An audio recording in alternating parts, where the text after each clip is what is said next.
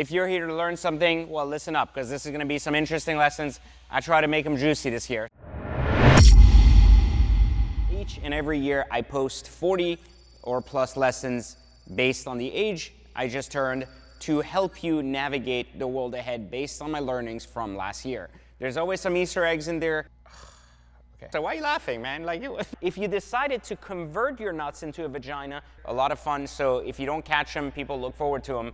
But nonetheless, what I've decided to do this year, somewhat kind of different, is instead of just posting the lessons on Instagram, I've decided for YouTube to do a longer format video where I'm going to break down for you these 43 lessons, what they actually mean and what I've learned. Now, some are self-explanatory. We're not going to spend a lot of time. Others are quite interesting and perhaps need a little bit of explaining in order to get to the right kind of mindset around what they are. So let's start from the very beginning. This is going to be a long video. If you wanted a 5-minute video, then jump off. You don't have to waste your time watching this. Our very first lesson, time cures the wise, time destroys the fool. What does it really mean? It simply means that when you make wise decisions in life, decisions based on wisdom, not on deceit, even if the decisions are not so favorable to your life experience, time will eventually cure you. You'll move forward, you'll grow stronger. But those of us that make bad decisions based on deceit, we know going into it that our intent is poor on the decision. The longer time takes place past that decision, the further and more regret we have in life towards what we didn't take advantage of. So what I've always said is that if you're wise in life and find intent towards wisdom, time will always work in your favor.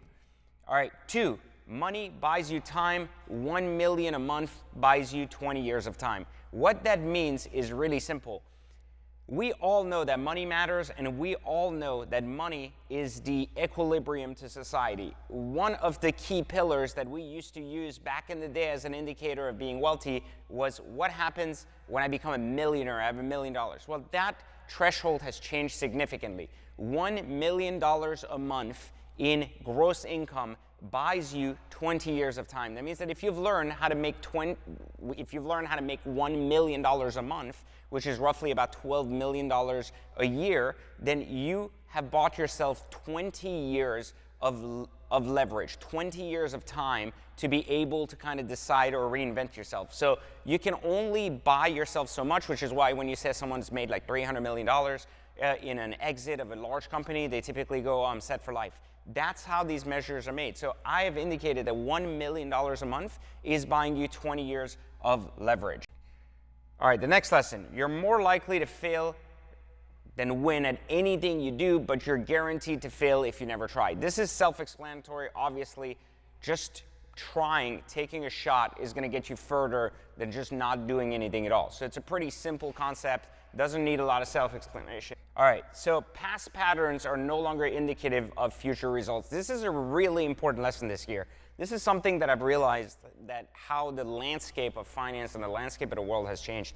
We used to look at things and say, well, if I know that this stock will drop 50 cents, then it'll typically go up 30 cents. And there's kind of an indicator we look at and an expectation we set in our decisions based on past patterns we've identified.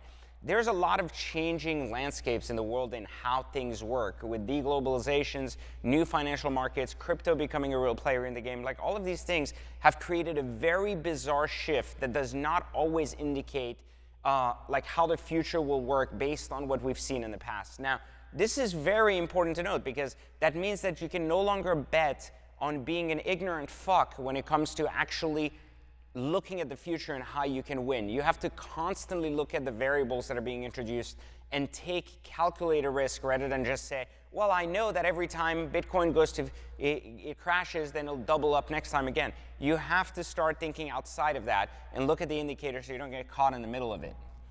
All right, 5, every human has a destiny, but every human also has the free will to not fully experience it.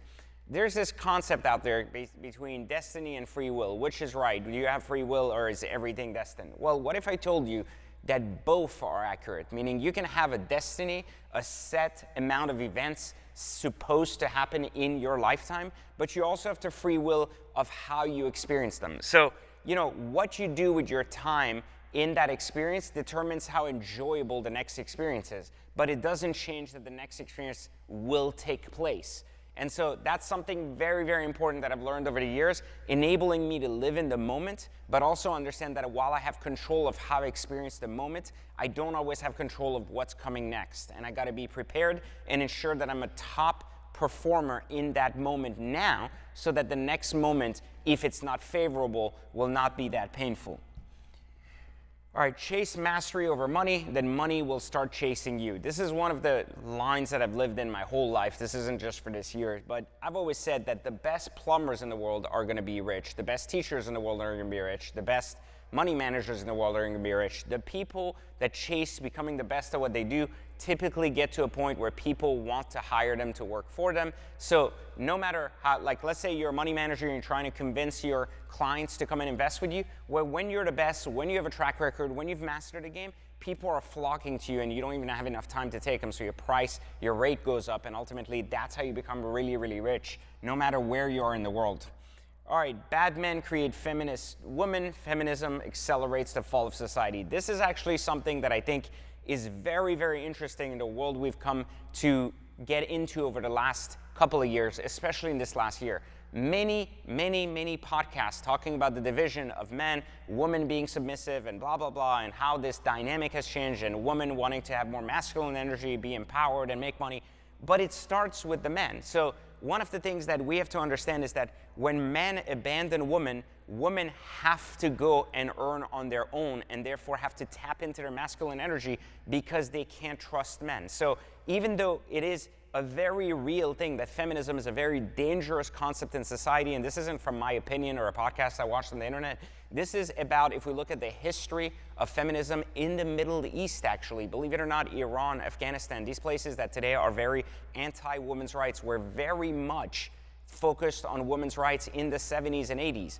And during that time, women thrived in these areas, so much so that men regained control in a manner that basically knocked women back down to the Stone Age. So this constant shift in balance has taught us in society that if you don't have equilibrium and balance, you will ultimately eventually go all the way left, then all the way right, and ultimately constantly create a negative experience, unbalanced for one side or the other. We know that if you're a man, then you're watching the podcast, the usual answer is, hey, listen, you got to split the bills because you're not even guaranteed that you're going to get laid after the date and blah, blah, blah. But you got to rethink that. Remember how we got here to begin with. It's when men abandoned the woman, meaning when men stopped caring, protecting, and taking care of women, and felt that the financial security they depended on during that time they were together was leverage over them. When men leverage that over women, women then want to take control of that leverage when they're not getting their end of the bargain.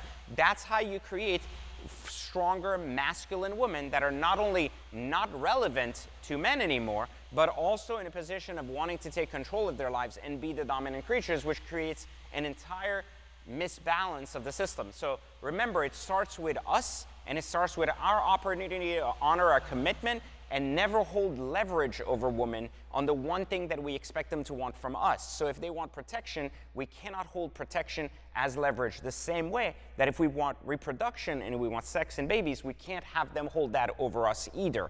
And so one creates the other, and that's how we got here to begin with. All right, number 8, consciousness is the never-ending pursuit of proving yourself wrong. This is something that I've had to explain to people over the years. And people have asked me, what is the biggest difference between being incredibly conscious and not being conscious? And usually confusing the word self-awareness with consciousness. Consciousness is one's ability to live at the highest leveled alignment of truth at any given moment, allowing you to have the best positive experience you're having in control of time, meaning time is not taking its effect on you, you are controlling it, which means that if you live in a state where the truth is not so much the truth but your perspective, you're not living ahead of time. So why does that matter? That means that before the world can prove you wrong, you have to constantly prove yourself wrong. So one of the best ways I say you can become more conscious is to assume that with every single thought you have of an absolute truth, when you say, I know for a fact this is it, then try to prove yourself wrong on that point every single time. Because as long as you can't prove yourself wrong, it's very likely that the universe can prove you wrong too. So as more information appears and is available, become adaptive and elevate to a higher truth. A mind that is stagnant in the sense that it has accepted a truth that is not going to evolve past itself is no longer a conscious mind.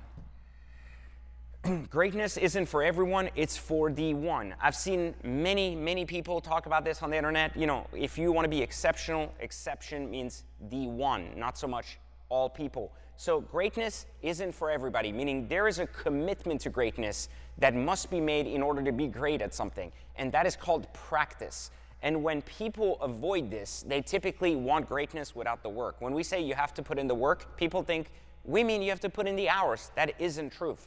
When, you know, an athlete can train 14 hours a day. It doesn't mean they're going to be great at what they do.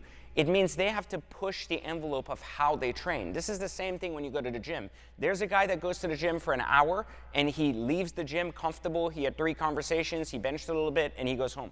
And there's the other guy who's training to be incredibly great. He's very disciplined, he understands what he's working on, he has a plan going in, and he understands what he fails at that he needs to improve at. These are 2 different breeds of people. We don't need to be great at all things we do, but the things we commit to, we have to understand the difference between being good and being great. Whether you are rich or poor, people won't like you. Don't be afraid of not being liked for being rich. Listen, your mere existence will piss someone off. It doesn't matter that it's your height, your skin color, the fact that you're rich, poor. And I have a saying in life which basically says that wealth should never bow down to mediocrity.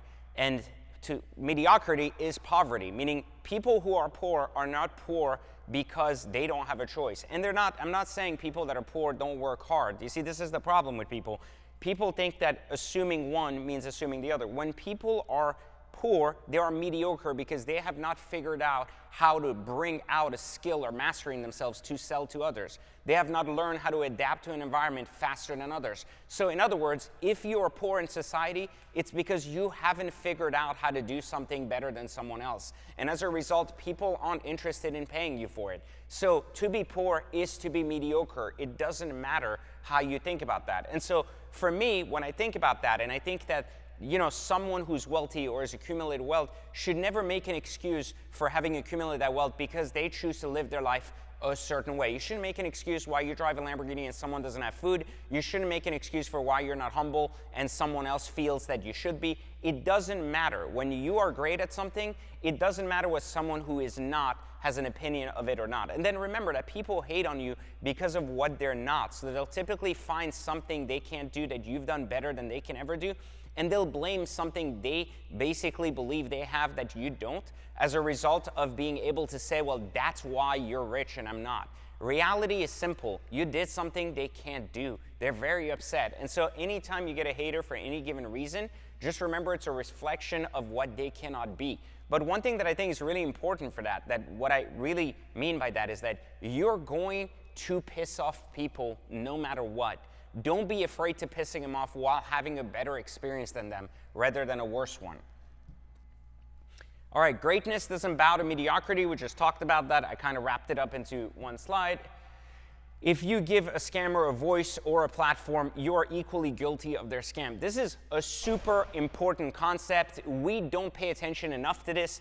This is for all of you guys who are new YouTubers, podcasters, or anything else who chase views and chase people who are popular so you can get popular. And what you're doing out there by giving a voice to a scam artist is you're giving them a microphone and amplifying that voice. What that means is that for every person they hear that hears their message from your platform that loses money or ends up in a really bad part of their life because they've been scammed, you wear the reason for that. And you have to take accountability for that because the media to this point has not. Take a look at how many scam artists have been on Fox, CNN, or any of these platforms bitching and pretending they're somewhat intelligent, and then 3 years later you find out they're in jail for some kind of Ponzi scheme.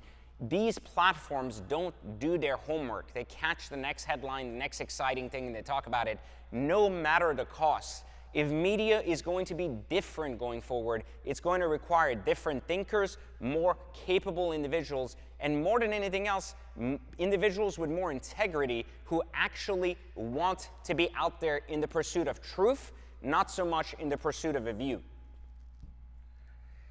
All right, this is a good one. Self-sabotage comes from the lack of understanding of the scale of things. This is so important because I think like we just don't realize certain things. Like we self-sabotage ourselves not understanding the greater scope of what we're trying to accomplish. And this really goes in relationships a lot. So I'll give you an example of that.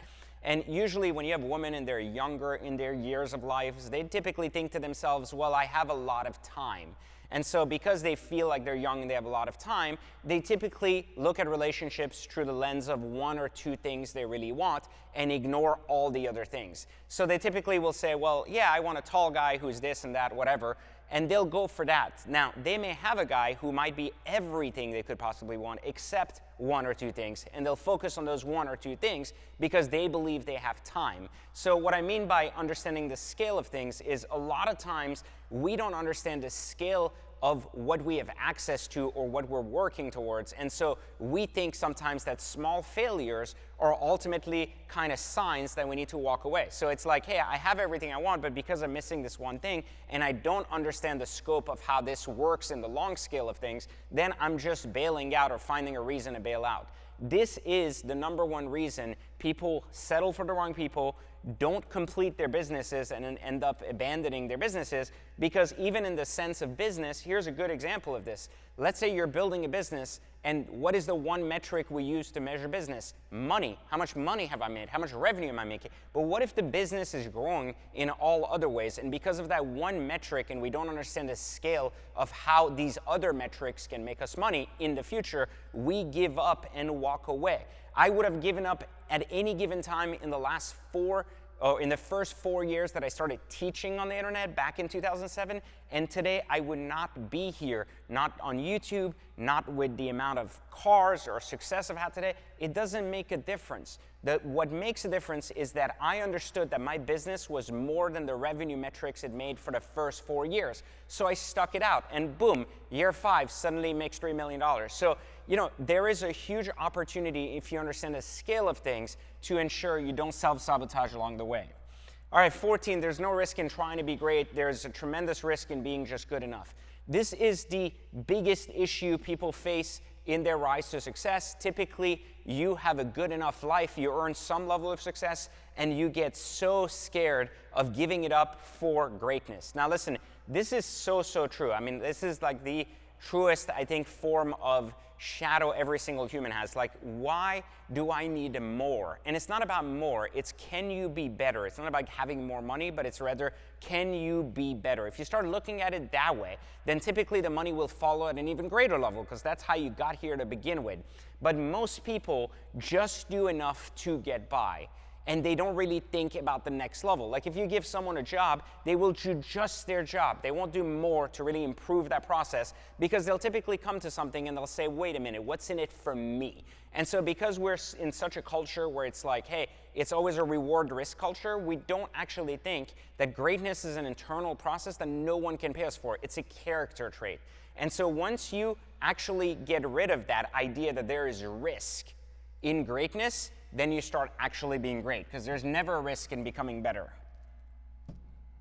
All right, 15. Now, I'm going to tell you, every year I pick a porn star that's like on the up and up. Now, people would say, well, that's not the best porn star. Why are you laughing, man? Like, you crack up my video guy. But anyways, listen, every year I pick a girl that's on the up and up, and I try to pick a newcomer. For those of you guys that aren't connoisseurs of the thing, this chick has been on a ton of podcasts recently, Ad Whatever and some of these other ones, whatever the fuck it's called. But she's been talking about banging Brian from Ad Whatever, and she was like getting his DM. This is talent. This girl in 5 years is going to definitely be in the headlines like AVN and all that shit. So look out for her. Layla Jenner it is this year. Last year was Kira Cole. It was pretty cool. All right, so 16. Why? I just fucking, how is this guy always losing? Anyways. I told you there's Easter eggs in here. You gotta stay current with this, Anyways, 16, money buys time buys experience buys legacy. That's immortality. Instead of trying to Brian Johnson your ass into living like a transgender for the next 30 fucking years while changing your blood and doing 600 tests on yourself and taking 200 pills a day so that you can live maybe an extra 20 years in this old man that looks like a vampire, just remember this core concept. You buy your time with money You buy your experience with that time, and more than anything else, that matters the most, how you live your experience defines your legacy. So your legacy is what gives you immortality. You're not meant to live thousands of years. You're not trying to live. There's a reason your body ends, so your experience can end and a new opportunity can arise. So what I'm telling you is that your existence and your real immortality comes from your legacy, not from some pills or living to 140. All right, 17, a good parent is a good teacher. Compound knowledge for your kids. Don't escape your past. This is probably the most important thing I've learned generally about myself in fatherhood over the last few years. Like my daughters are going to be 3 years old this year. Here is the reality of how this works. Being a good parent does not mean just sheltering your fucking kids. It means teaching them. Now, of course, you're going to shelter them so they don't hurt themselves and die, but it doesn't mean that you have to shelter them and that's how you're going to raise them. You have to teach them. One of the big mistakes parents make when it comes to children is they focus heavily on inflicting the pain they inflicted on themselves onto their children so that they can go ahead and grow as strong, when in reality they are weak. That's why they're doing this. Think about it this way. Most adults who have not graduated college, like a school, or believe that their success was tied to that, and as a result have failed their financial success, typically will say, my kids have to finish college. They will take the piece of them that they didn't do, that didn't lead to the success they want, and they will impose that on their children. Now, if you look at rich parents who are coming into the situation with money, they will typically think, well, if I grew strong because I knew labor and I worked at McDonald's, my kid's going to go work at McDonald's for a couple of years so they grow strong. And that is the mistake. Listen, at the end of the day, if you had to suffer to get to a baseline, your child shouldn't suffer at that same baseline. They should build on that baseline up. And one of the big mistakes, again, that rich parents make is they think that their past suffering has to match the level of their kids' suffering, which it does not. And one of the mistakes that parents make that haven't made it in life is they think that their void should be filled by their child to get to a different outcome. It does not. Your children are here with their own life experience. Maybe they're meant to be really, really rich to begin with, and they're not going to struggle like you. The reason they're going to struggle like you is if you force their experience to mimic yours when it has no relevance with yours at all. Your job as a parent is to compound knowledge so that little people can become big people and walk the fuck away and have good experiences without you. You can love them, but teach them. Don't restrain them. All right, 18, kids aren't your legacy, they are your contribution to the system. We create babies so they can become to big people and they can go work and do other shit and create more babies. We are not here to make sure that whatever we didn't accomplish in life, our kids can go do so we can have legacy, because think about this, no one will give a shit about you past your grandkids, meaning like once your grandkids are basically like dead, your name will die unless the common public has somehow been impacted by your work through your legacy, which means that no one gives a shit about you in 200 years and your name will disappear. You can prove this. Most of you don't know who your great-grandparents were, nor do you give a shit to go investigate anything about them, because not only are they so far from your understanding of how times worked in those times, and you just don't care, but most of you will not know who they were, how they lived, or anything other than a name, and maybe that the guy was tall or he did something, but that was it. Like, you don't know anything else about him. And so kids are not your legacy. Stop trying to avoid living a life experience because you failed and pushing it on your kids. Instead, do a better thing. Understand that they have their own life and you have your own experience. Like, you have to understand that just because your kids are born, it does not become your purpose. You do that to avoid actually facing your very own purpose. 19, Rolls-Royce understands its customers. Ferrari doesn't. Ferrari fucking sucks. Let's just put that out there. It is utterly garbage. Every freaking new car they put out is complete shit, trash in every way. And the fact that they even force people to buy their shit proves it. They're telling you have to buy garbage so they can sell you good stuff. And nobody gets the good stuff. So yes, it's true. There are people who have bought a lot of cars and still don't get good stuff because there is not enough good stuff and there's a lot of trash. I can tell you that if a company entire revenue model is based on selling people trash in order for a few trash collectors to eventually get something good, it isn't a good business model. In addition to that, Ferrari never takes criticism from its customers. Bentley, Aston Martin, Rolls-Royce all pay attention to their customer base, what they want, and guarantee that when they are part of the brand, they are paying attention to shifting and molding the future of that brand. Rolls-Royce, Bentley have all lowered their tiers of age for customers because they're not selling these cars to 80-year-olds anymore. They understand that. They listen. Ferrari does not. Ferrari design sucks, craftsmanship sucks, quality sucks, and production level sucks. So my prediction, Ferrari becomes Maserati in the next 5 years. This is truth on the deepest core level of your consciousness or your lack of nuts. If you drive a Tesla, you are gay. You are gay. You don't have to think about it. You don't have to look back on yourself and try to understand what happened and what occurred along the way. Why are you gay? At some point in your life that you came out of the closet or not, you became gay. And when you lost your nuts, the only way you thought to yourself you could get your nuts back was to buy a Tesla. Now, if you decided to convert your nuts into a vagina, you probably drive a Cybertruck. And if that's you, I don't feel bad for you. I'm just saying we know, and you no longer need to come out of the closet. 21, your worth equals your track record times your replacement value. Now, this is really important because people think they're worth something because they think they've done something. Your track record, not your last week's accomplishment, times your replacement value, what would it take for another human to do what you do, is what your worth is. Now, that's a societal worth. In your head, you've created this imaginary standpoint that taking care of your kids made you worth something. It does not. Your worth is based on your contribution to a larger ecosystem called a society. Most people are actually leeches on society. 22, never try to escape the matrix, conquer it. This is an important one. We have heard podcast after podcast and the famous Andrew Tate talk about escaping the matrix. Don't participate. That is the exact opposite of what you should be doing. Conquer the matrix. He has conquered the matrix. You cannot escape the matrix. You will always die and pay taxes. Welcome to life. You have to understand that if you're going to play in the game of the matrix, you have to conquer it, not so much actually just escape it. Escapism is the reason you will end up poor, and society will neglect you as much as you've neglected it, and eventually don't get to enjoy the fruits of your labor. 23, Ruby Star is the color of the year. I shit you not.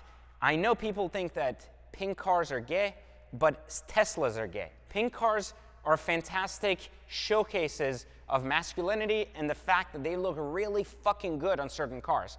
I brought Tiffany to the table in 2018 with my Performante, and I'm bringing fucking Ruby Star back.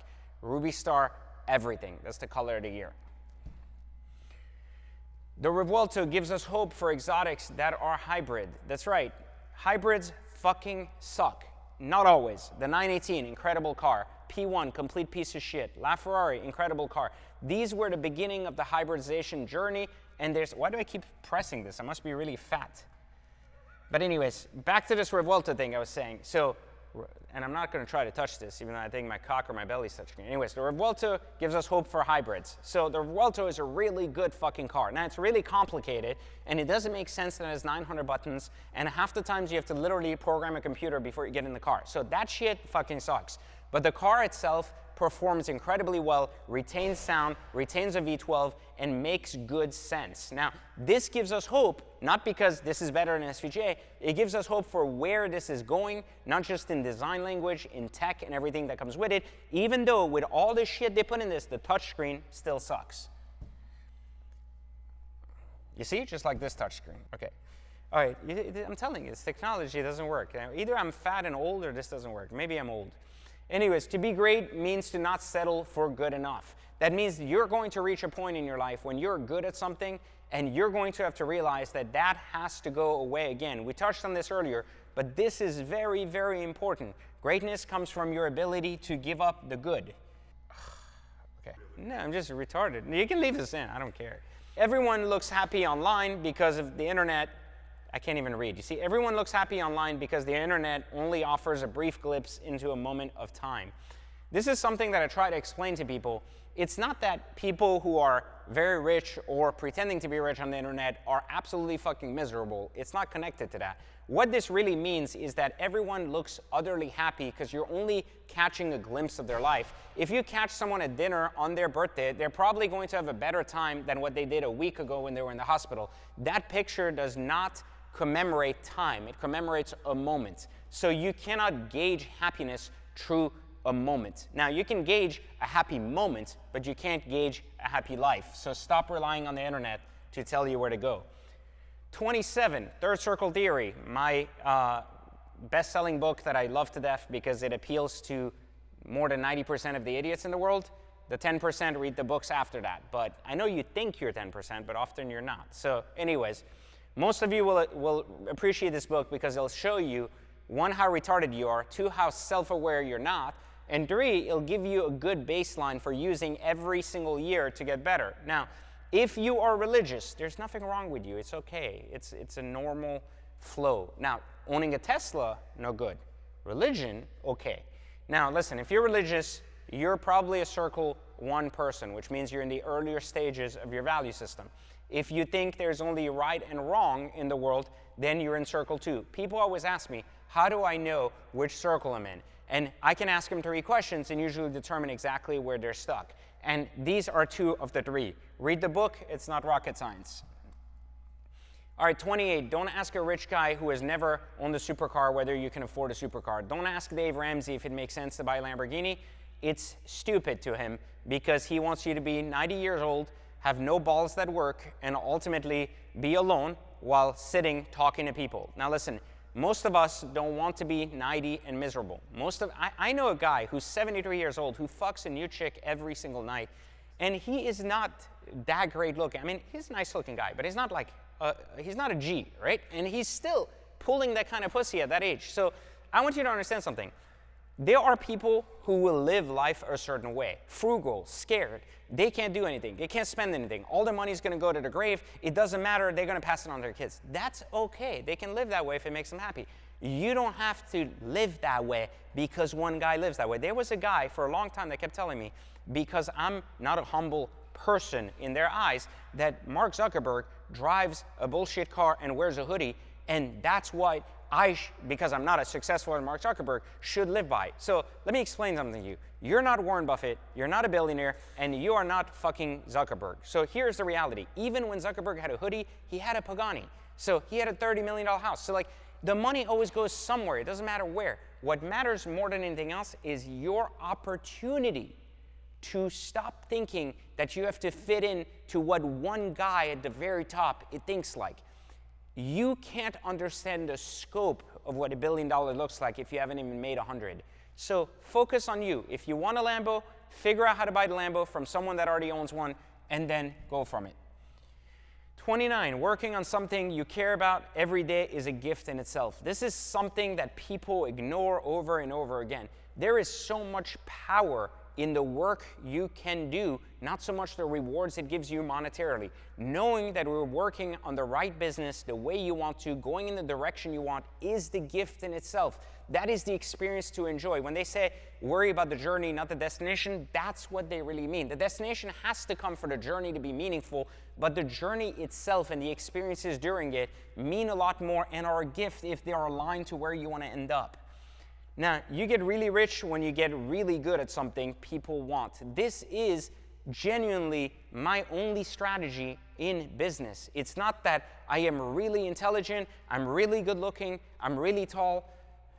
Well, I would consider, yeah, no, actually none of the above. I thought about it for a second. I was about to contradict myself and say I am pretty intelligent, but I'm really not.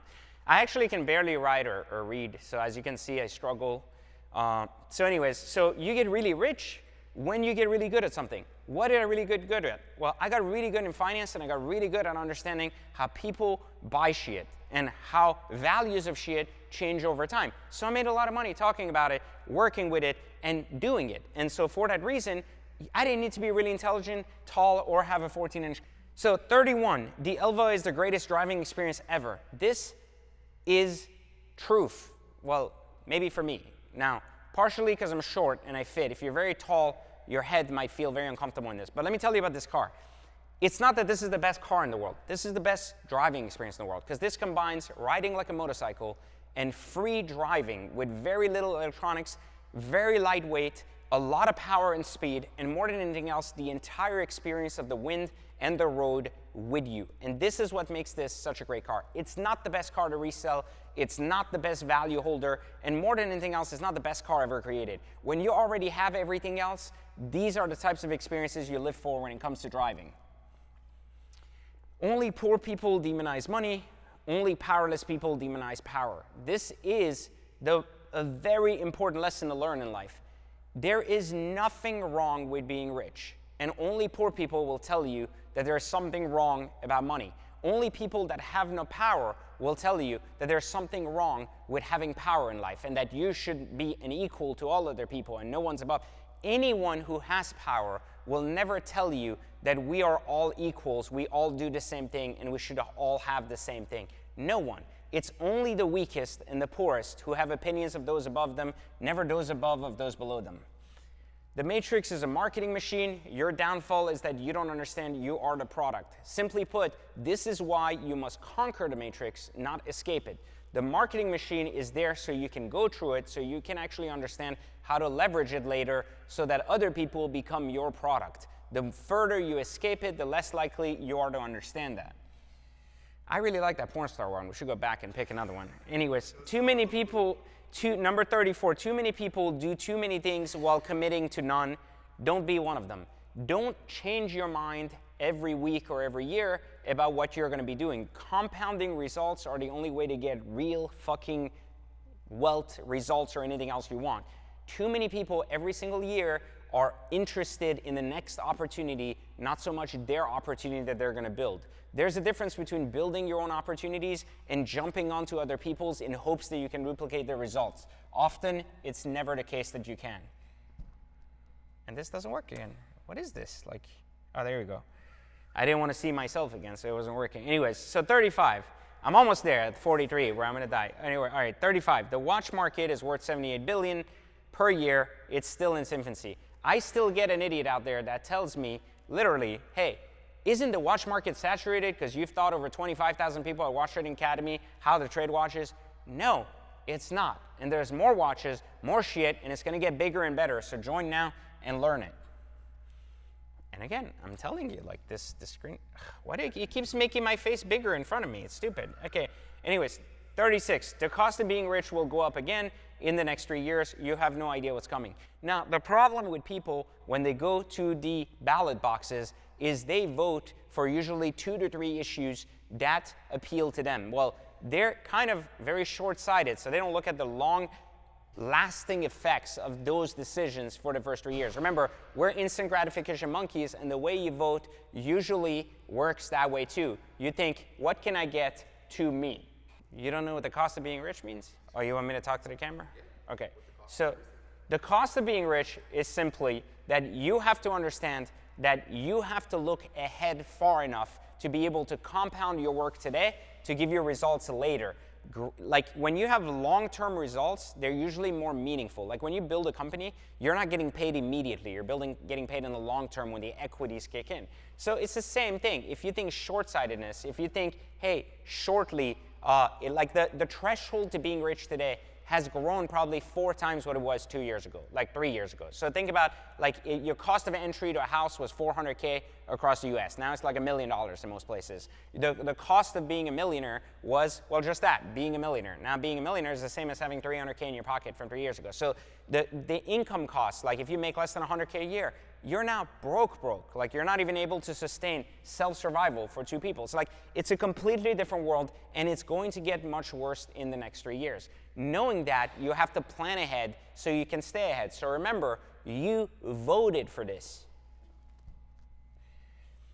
All right, 37. You don't have to follow the masses, but when they abandon you, remember you abandoned them first. People want to stand out, but they don't want to lose the friends that don't give a shit about standing out. They want to be part of the 1%, but they want to be loved by the 99%. You cannot do that. Once you leave the 99%, turn your back on them, they're not coming back, and they're turning into your enemies. It's you versus them. It'll always be that way. Just how long you take to accept it will change that.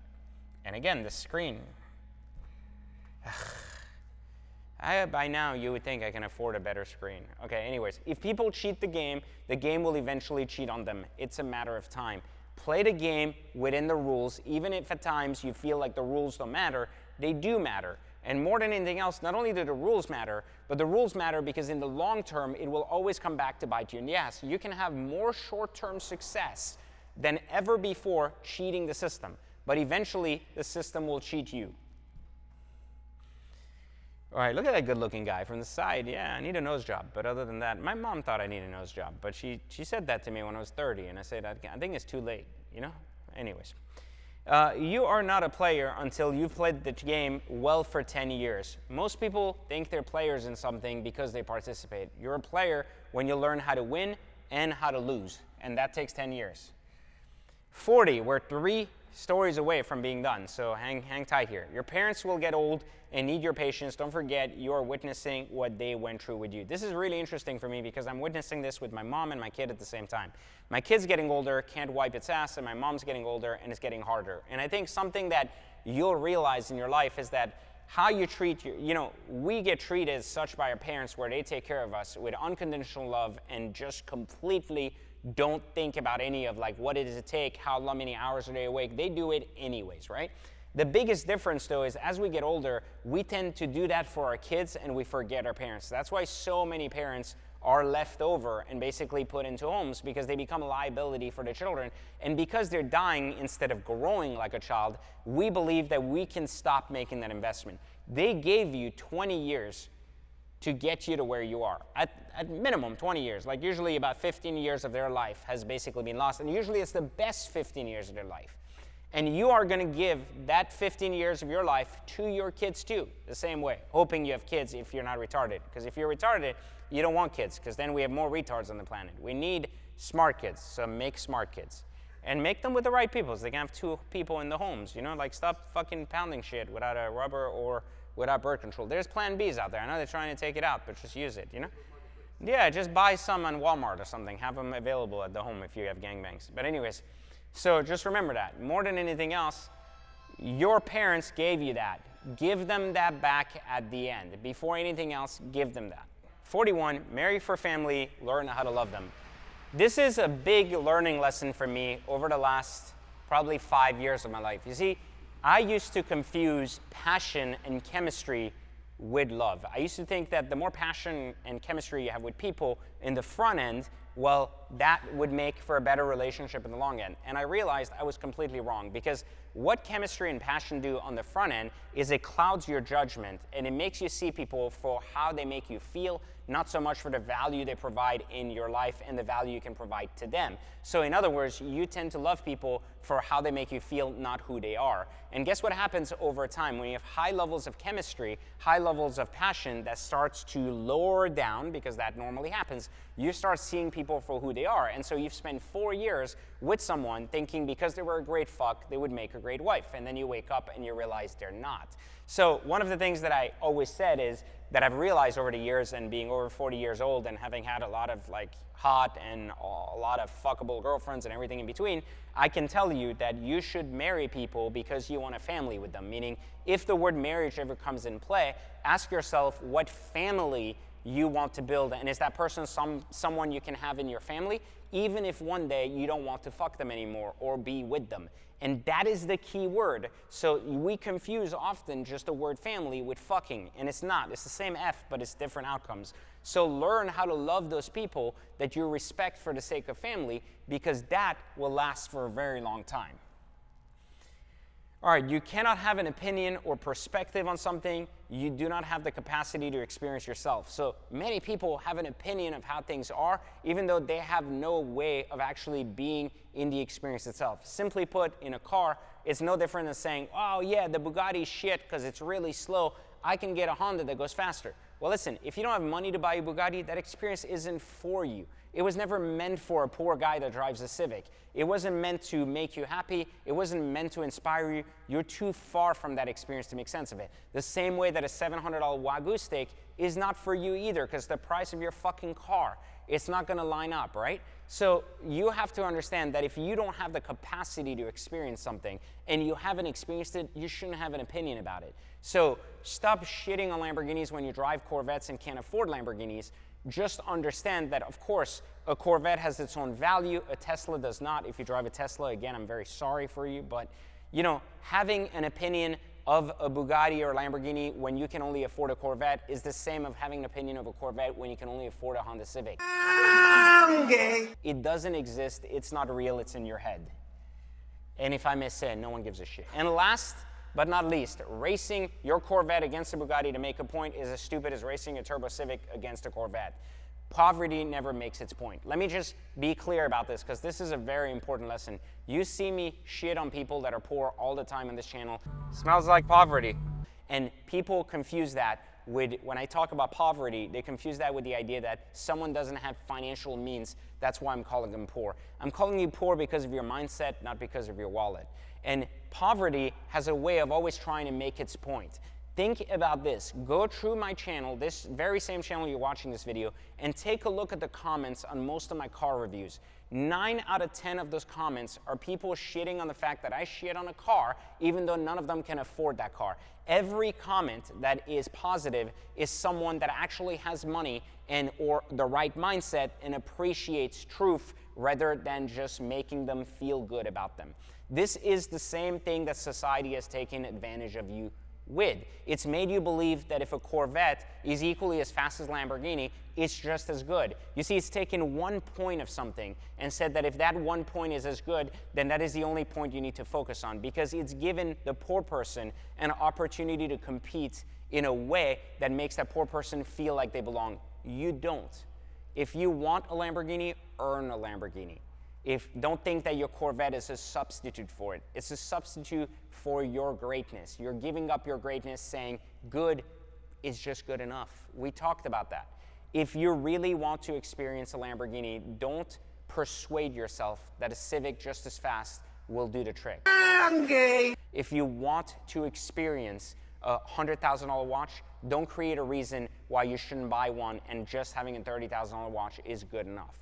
Push to what you want to get to. That's the ultimate lesson this year. Stop worrying about what other people think of you and instead worry about what you want to accomplish. For those of you that actually paid attention, let me know in the comments. Everyone else, make sure you like, subscribe, turn on notifications, and get ready for more shenanigans as I turn 43 this year. So it's not going to change, because as you've learned from this video, the opinions of everyone watching this video don't really matter to me. But I do care about those who want to grow, those who are reading my books, those who are taking my courses, and those who are learning. So if that is you, leave a comment. Let me know which of these lessons was most impactful. If you're just a troll on the internet, feel free to troll. You'll troll my videos. I'll troll your poverty. I'll catch you next year for Exotic Car Hacks. Wait, what about a Ruby Star Cybertruck? They don't make Ruby Star Cybertrucks because they don't want gay people to be great.